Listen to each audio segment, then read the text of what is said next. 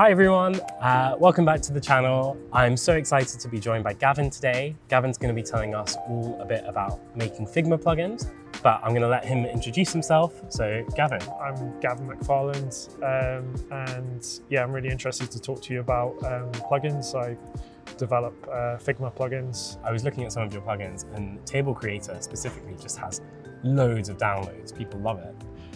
Yeah, it's really interesting with that one because when I made it, I didn't expect it to be as big as it is. It was actually in a period of time when I didn't have a lot of work, actually, funny enough, and I thought, why not have a go at making plugins? It was actually a friend who sort of said that maybe there's a better way of creating tables. So that's kind of how that one came about.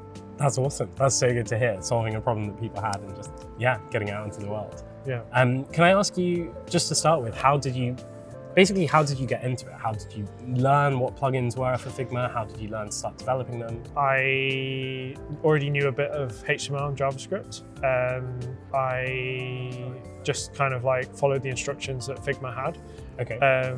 It's essentially sort of there's a very low barrier to entry. Literally all it requires is a tiny bit of JavaScript. If your plugin has an interface, then some HTML and CSS. Yeah. But there's no you don't have to use TypeScript, which a lot of people kind of get hung up on if they don't come from a coding background. Plugins are just HTML, CSS, and JavaScript, nothing else. Yeah. Wow. Yeah. Okay. So Figma has made it in such a way that it's sandboxed and it makes sure that it's secure for the users who are using the plugin. The code runs in a special kind of iframe. Which kind of locks it off from certain things, and then Figma allows developers access to the key things. So do you have to grant permissions for what bits of a Figma file your plugin needs access to, or how does that work? Yeah, so the set of APIs which are available for you to use in your plugin, such as creating a rectangle, for example, they're all kind of made available inside its sandbox version of JavaScript. Okay. So it doesn't have access to the user's file system, for example, but it does have access to the key elements. Okay. Yeah. So you said you just followed Figma's guide to doing it.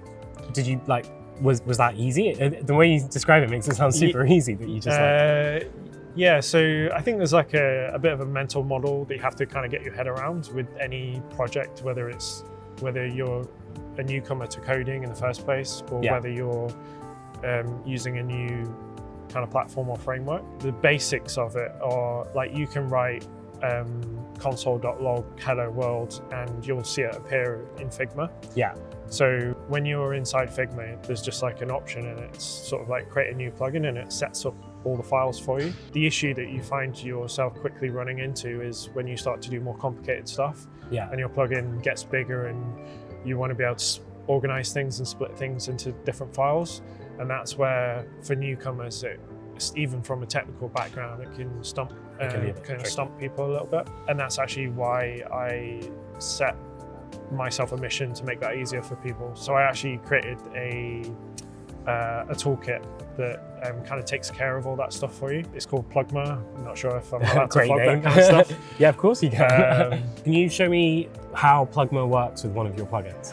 Cool, yeah. So I've got one plugin which actually helps you learn how to write plugins. Wow. So, so useful. It's called Figlet. To get started, I'm in the project, so I do npm run dev. Yeah. What makes Plugma unique is that actually, traditionally when you create plugins, you have to bundle the files. Okay.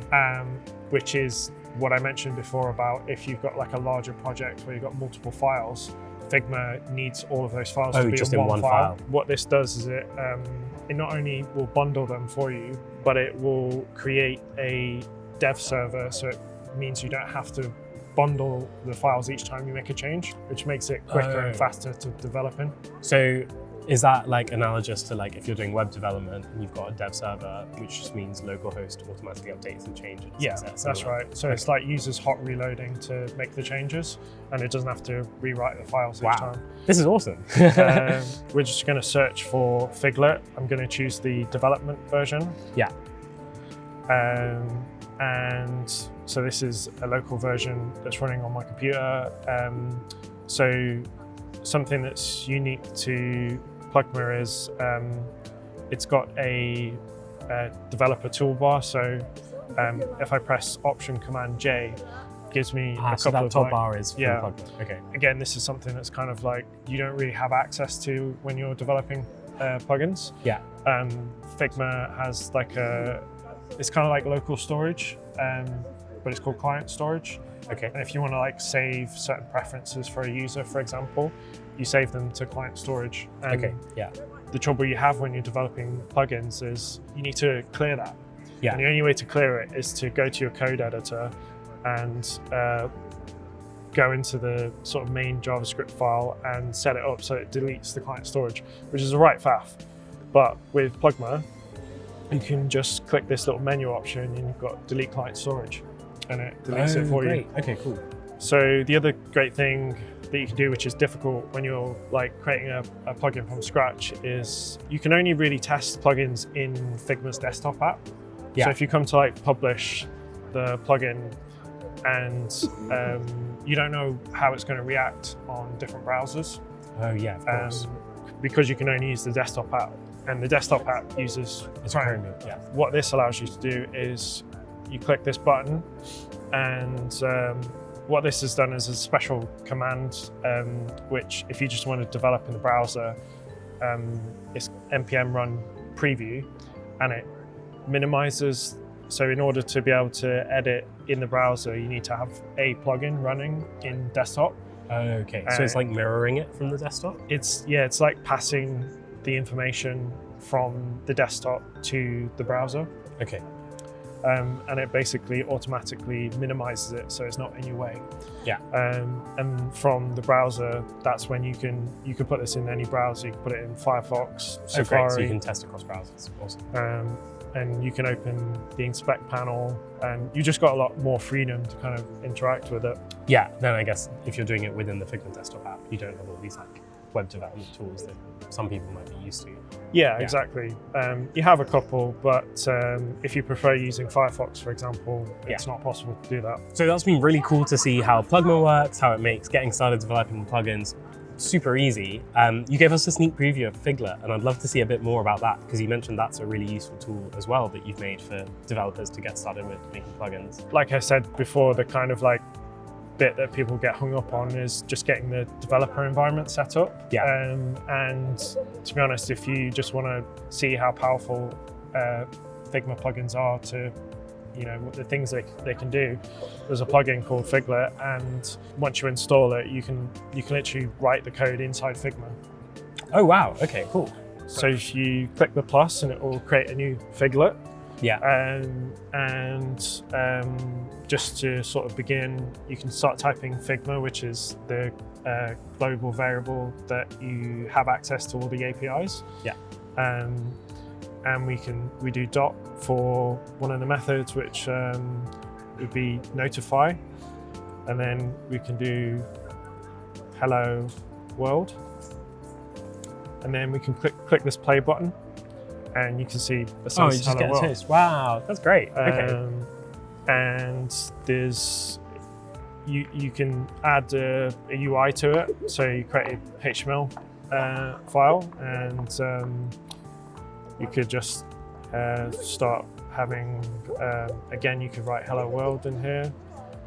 And then with Figma plugins, in order to kind of like show that, you have to do Figma.show UI. Yeah. And you reference another global, which is just __ HTML. Okay.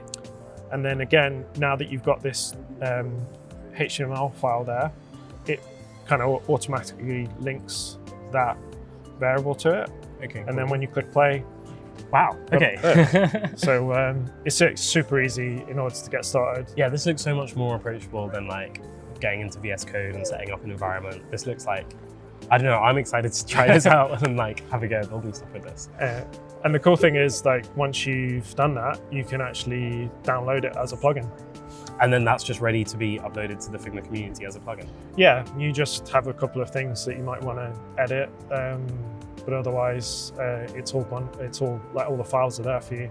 Wow, that is very, very cool. Awesome, thanks for showing me that.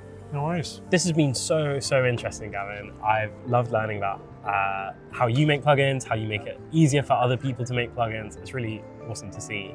Just before we go, I wanted to ask a couple of things. Firstly, do you have any cool new plugins on the horizon you're allowed to tell us about? One plugin that I created recently for a company which I've enjoyed collaborating with is called Figma. That's already something that exists that allows you to take your design system and it automatically creates a documentation for it in a website. And the plugin I created essentially means that you can just do that process of uploading it to the website from Figma, so you don't have to leave Figma in order to do that. Wow, okay, that's really cool.